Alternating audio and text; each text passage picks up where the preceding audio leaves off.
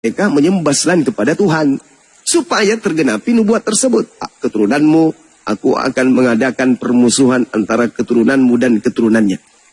Berarti selamanya iblis dan manusia akan bertentangan, berselisih, berbeda kubu. Iblis ketika menyediakan keinginan kepada manusia agar membunuh Yesus, artinya harus ada yang melawan. Ketika iblis menginginkan A, harus ada yang menolak A. Ketika iblis menginginkan B, harus ada manusia yang menolak B. Harus ada yang menjadi musuhnya si iblis. Sekarang iblis mau Yesus itu disalibkan. Siapa musuhnya? Umat Islam. Siapa temannya? Siapa temannya? Siapa yang mau sama-sama Yesus disalibkan? Siapa? Jadi Kristen ini kubunya di mana? Umat Islam tidak mau Yesus disalib. Iblis mau Yesus disalib. Nah, Kristen duduk di mana? Ayo.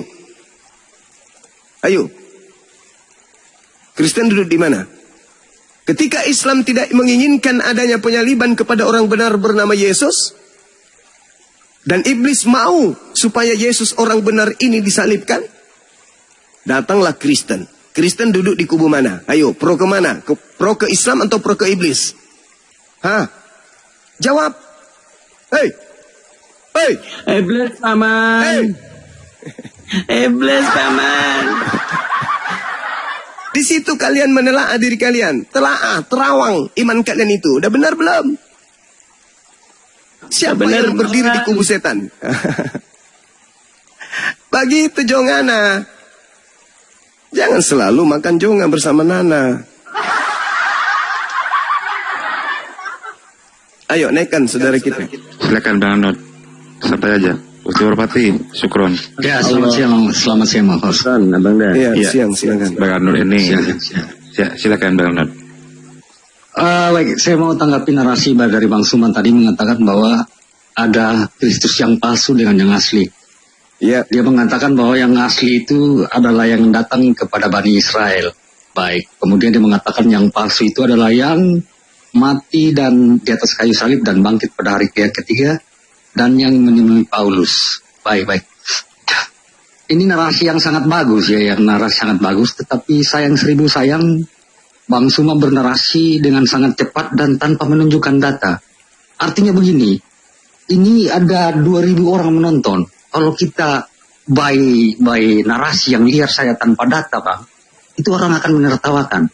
Jadi alangkah baiknya Bang Suma menampilkan data di mana mengatakan bahwa Yesus ada Kristus palsu dan yang asli. Silakan Bang Suma.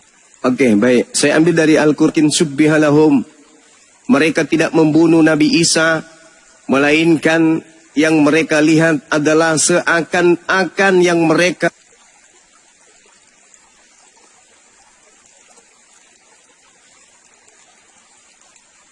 bunuh adalah Nabi Isa.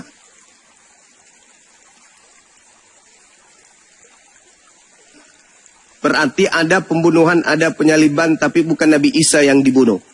Petrus berkhotbah di dalam Kisah Para Rasul 2 nomor 29, nomor 30, 31, 32, 33. Apa khotbah Petrus? Daud adalah nabi dan makamnya masih ada di tengah-tengah kita. Dia Nabi Daud telah bernubuat seorang Mesias akan dibangkitkan bagi Bani Israel.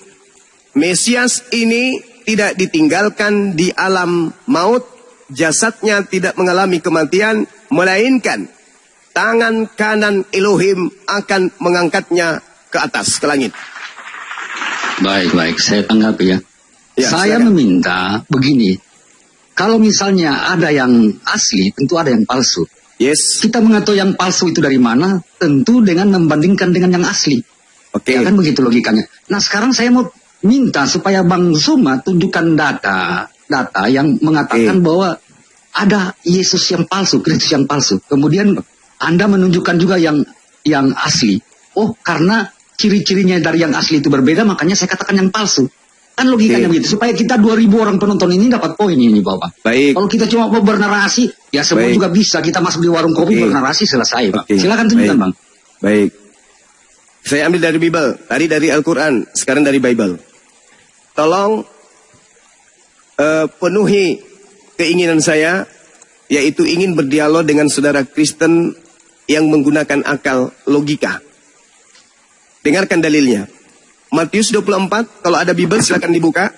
Kita baca satu halaman. Baik, saya buka Bang. Oke, baik. Ketika orang Yahudi, dalam hal ini murid Yesus, datang kepada Yesus, berkata kepada Yesus di data nomor 3-nya, "Guru, apa tanda kedatanganmu?" Guru, apa tanda kedatanganmu dan apa tanda kesudahan dunia ini? Yesus merangkum dua pertanyaan ini sekaligus dijawab dengan narasi yang sangat luar biasa. Apa kata Yesus sebelum menjawab? Diawalinya, "Waspadalah supaya jangan ada orang yang menyesatkan kamu. Sebab banyak orang yang akan datang dengan memakai namaku." Ilustrasi sederhana, ketika ditanya, "Yesus, apa tanda kedatanganmu?" Oke, tanda kedatanganku adalah akan nampak aku di tengah langit berupa anak manusia, matahari menjadi gelap, bulan tak bercahaya, bintang berjatuhan, kuasa langit berguncang, akan nampak anak manusia di tengah langit, manusia semua akan meratap, manusia semua akan memandang. 4, nomor 27, 28, 29, 30, 31, sampai pada sangkakala ditiupkan. Itu tanda ketika aku yang datang. Nah, masuk ke pertanyaan tadi, kata Yesus, "Jadi waspadalah kepada penyesat yang datang kepadamu dengan memakai namaku dan berkata, 'Akulah Mesias.' Waktunya sudah dekat, jangan kamu percaya." Itu kata Yesus. Kenapa bisa demikian? Yesus sebutkan di data 23. Jadi apabila ada orang berkata, "Ada Yesus di sini, ada..."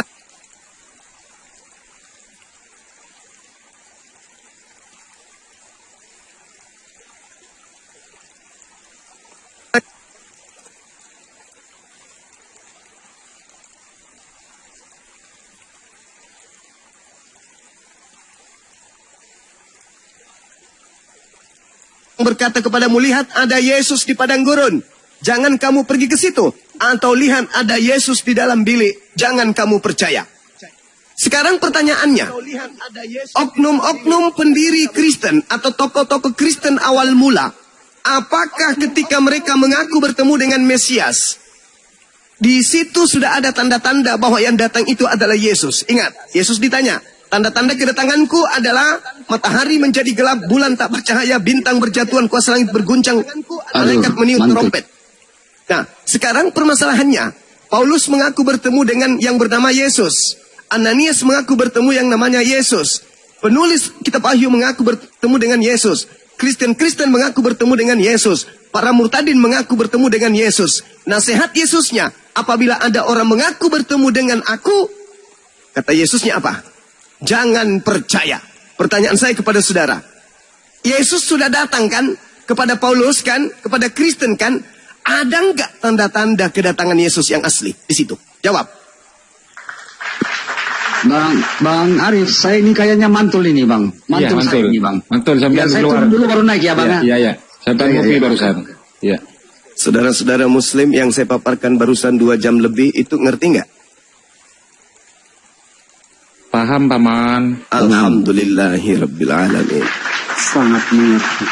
Alhamdulillahirabbil alamin. Kalau aku yang datang, tanda-tandanya 1, 2, 3. Kalau bukan aku yang datang, tanda-tanda itu nggak ada. Jadi kalau ada yang mengaku bertemu dengan aku tapi tanda-tanda itu nggak ada, jangan kamu percaya. Ada nggak yang datang? Ada. Ada nggak tanda-tanda? Nggak ada. Berarti yang datang ini palsu atau asli?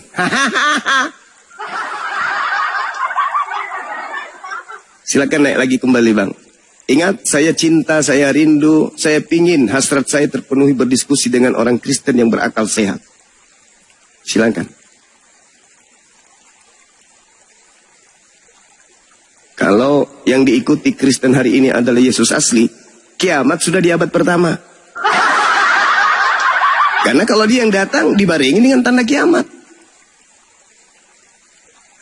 Silakan saudara Andi Kambau. Bagaimana menurut saudara? Silakan ditanggapi.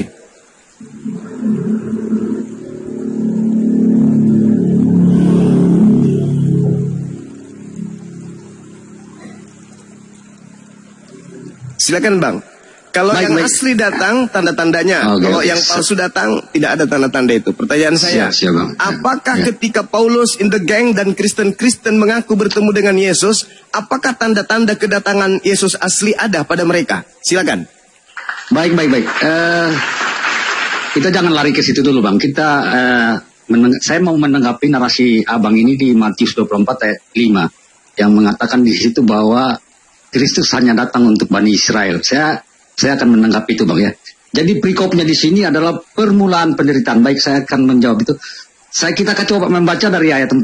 Jawab Yesus kepada mereka, waspadalah supaya jangan ada orang yang menyesatkan kamu, sebab banyak orang akan datang dengan memakai namaku dan berkata akulah Mesias, dan mereka akan menyesatkan banyak orang. Ini kan yang Abang berusaha menarasikan itu, bahwa inilah Yesus yang asli itu karena dia memperingatkan tentang kedatangan Mesias yang palsu itu. Baik, tapi kita coba untuk baca ke ayat 6 dan 7. Kamu akan mendengar deru perang atau kabar-kabar tentang perang, namun berawas-awaslah, jangan kamu gelisah sebab semuanya itu harus terjadi. Tetapi itu belum kesudahannya, sebab bangsa akan bangkit melawan bangsa dan kerajaan melawan kerajaan. Akan ada kelaparan dan gempa bumi di berbagai tempat. Jadi tentang kedatangan Mesias palsu itu sangat jelas dijelaskan di ayat 6 dan 7. Itu akan ada tanda-tanda. Bangsa-bangsa akan berperang, ya kan? Kemudian akan terjadi gempa bumi di mana-mana. Nah sekarang itu apakah sudah pernah terjadi, Bang? Ini pertanyaan saya kepada Abang Suman. Silakan Bang Suman menjawab. Oke. Pada saat kemudian Imperium Romawi melakukan penekanan terhadap orang-orang pengikut Yesus, itu terjadi tuh. Bencana alam terjadi, perang terjadi di mana-mana. Murid-murid Yesus dikebiri, murid-murid Yesus itu ditangkap, dibunuh dan seterusnya. Anda boleh baca di kitab Mekabe, bagaimana orang-orang Roma datang menghancurkan, membakar, membunuh setiap manusia yang membaca kitab Taurat atau menyimpan kitab Taurat. Semua Tauratnya Yahudi di Yerusalem, di Palestina itu dibakar habis. Itu peperangan terjadi. Terjadi pada masa itu. Bahkan Paulus sendiri mengakui menganiaya. Baik laki maupun perempuan, pengikut Yesus itu dihabisin sama dia. Itu terjadi. Jadi tidak ada yang tidak terjadi. Sekarang permasalahannya adalah ketika Paulus mengaku bertemu dengan Yesus, tanda-tanda yang Yesus sebutkan itu ada enggak? Itu dulu. Baik, saya akan coba menjawab. Karena kita lari lagi kepada yang palsu itu. Yang dimana Abang Sumat tadi menarasikan bahwa yang palsu itu, yang palsu adalah yang mati di atas kayu salib dan yang menemui Paulus. Baik, kita coba sebentar Bang. Saya buka di Kisah Para Rasul 9 ayat 3 dan seterusnya. Sebentar saya buka data Bang ya.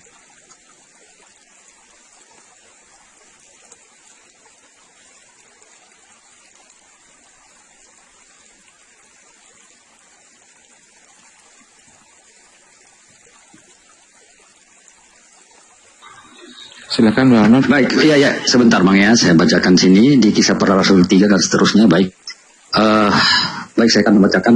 Dalam perjalanannya ke Damsyik, ketika sudah dekat kota itu, tiba-tiba cahaya memancar dari langit, mengelilingi dia.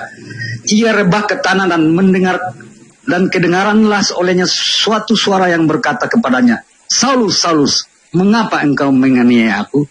Jawab Saulus, siapakah engkau Tuhan? Katanya, akulah Yesus yang kau aniaya itu. Tetapi bangunlah dan pergilah ke dalam kota, di sanalah dikatakan kepadamu apa yang harus kau perbuat. Baik, di Kisah Para Rasul 2 ya, Kisah Para Rasul 9 ayat 3 dan seterusnya ini menggambarkan tentang pertemuan Paulus dengan Yesus itu. Yesus itu melalui suara yang terdengar tanpa menunjukkan wujud, tetapi terdengar suara. Yang saya mau tanya di sini, apanya, dasar apa Bang Suma mengatakan bahwa yang bertemu dengan Paulus ini adalah yang palsu, Bang? Nah, Coba, silakan, Bang.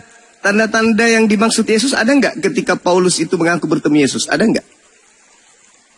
Tanda-tanda apanya, Bang? Maksudnya tanda-tanda bagaimana? Nah, kan Yesus ditanya sama gurunya, muridnya, apa tanda kedatanganmu?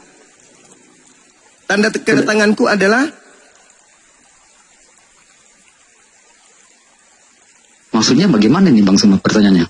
Lah kan Yesus ditanya di Matius 24 di Bukit Zaitun. Ditanya sama muridnya, apa tanda-tanda kalau kamu yang datang? Datang untuk kedua kali maksudnya itu, Ya, Bang. iya, Bukan makanya yang datang kepada Paulus itu siapa? ini datang, kalau dia datang kedua kali, Abang Kusuma, dia akan datang Ya, yang datang kepada Paulus itu siapa? dengan berarti? menampakkan diri dengan penuh kemuliaan, Bang. Sedangkan di sini tidak ada dia menampakkan diri, Bang.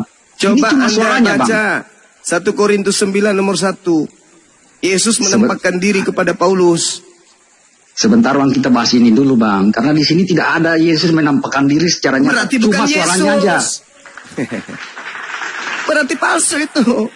Aduh, itu maksudnya yang Abang maksud itu. Loh, kalau gimana? dia datang di kedatangan kedua kali nanti itu, dia akan menampakkan diri dengan wujud asli Itu dan penuh memang kemuliaan, kedatangannya cuma Bang. 2 kali. Kedatangannya memang cuma 2 kali. Makanya Ya, ini dikatakan masalah. kalau ada orang yang mengaku bertemu dengan aku, itu bukan aku. Sebab kedatanganku yang kedua tanda-tandanya ini. Jadi kalau ada yang mengaku, lagian kan Yesus sudah mengatakan, akan ada penyesat, mengaku aku. Tetapi tidak memiliki tanda-tanda itu. Itu bukan aku, jangan kau percaya. Justru karena Paulus mengaku bertemu dengan Yesus, tapi tidak ada tanda-tanda itu, Yesus mengatakan jangan kamu percaya. Coba Anda baca nomor 23. Jadi apabila ada orang berkata kepada kamu, lihat ada Mesias di sana, lihat ada Mesias di sini, jangan kamu percaya. Sebab Mesias palsu dan nabi-nabi palsu akan datang melakukan banyak tanda mujizat dan tanda yang dahsyat dan mukjizat sekiranya mungkin menyesatkan orang-orang pilihan. Nah, ketika Paulus mengaku bertemu Yesus di padang gurun, apa nasihat Yesusnya? Percaya atau jangan percaya?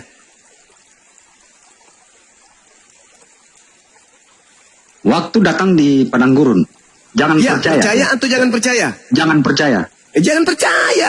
Makanya Yahudi tidak percaya Paulus. Yang percaya kepada Paulus Romawi kan? Ada nggak Romawi, orang Romawi ketika di Bukit Zaitun, ketika Yesus menasihati orang-orang? Ada nggak orang Romawi di situ? Nggak ada. Maka yang tidak percaya kepada Paulus adalah mereka yang mendengarkan nasihat Yesus. Orang Romawi tidak mendengarkan karena orang Romawi bukan pengikut Yesus. Maka ketika Paulus berkoar-koar kepada Roma, hei orang Romawi, ya paman, aku bertemu dengan Tuhan kita Yesus loh. Masa?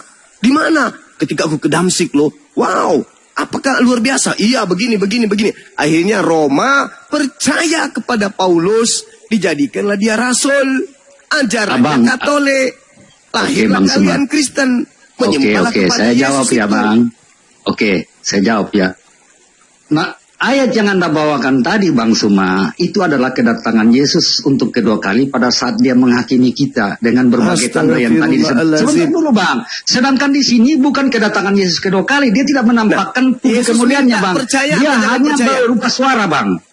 Artinya dia bukan datang untuk kedua kali. Dia cuma Berarti berupa bukan suara, dia Bang. yang datang. Berarti bukan dia. Kalau Gimana Anda ya? mengatakan itu bukan yang datang kedua, berarti itu bukan dia. Kan sudah jelas itu. Kalau Bukan, ada orang maksudnya yang yang- berkata, Ya, sini. ada Mesias di sana, ada Mesias di sini, jangan kau percaya. Karena kalau aku yang datang, tanda-tanda ini akan mengikuti aku. Ada nggak tanda-tanda itu kepada Paulus ketika dia mengaku bertemu sosok Yesus? Nggak ada. Apa kata Yesus? Jangan kau percaya. Oke. Di mana ayat yang mengatakan bahwa di bertemu dengan Paulus ini, di situ adalah tanda-tanda kedatangan, bukan tanda-tanda kedatangan dua kali, coba. Nah, Ya, jelas yang sekarang Anda ada bacakan nggak tadi matahari? itu begini, Bang.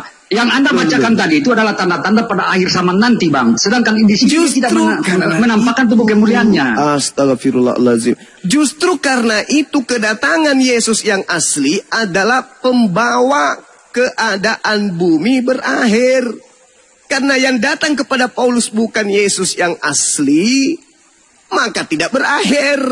Harusnya kalau yang datang asli kepada Paulus, kiamat sudah terjadi abad pertama. Tapi karena yang datang itu palsu, ya tidak kiamat. Namanya juga palsu yang datang. Gimana sih? Ya, oke lah, Bang. Saya terima juga itu.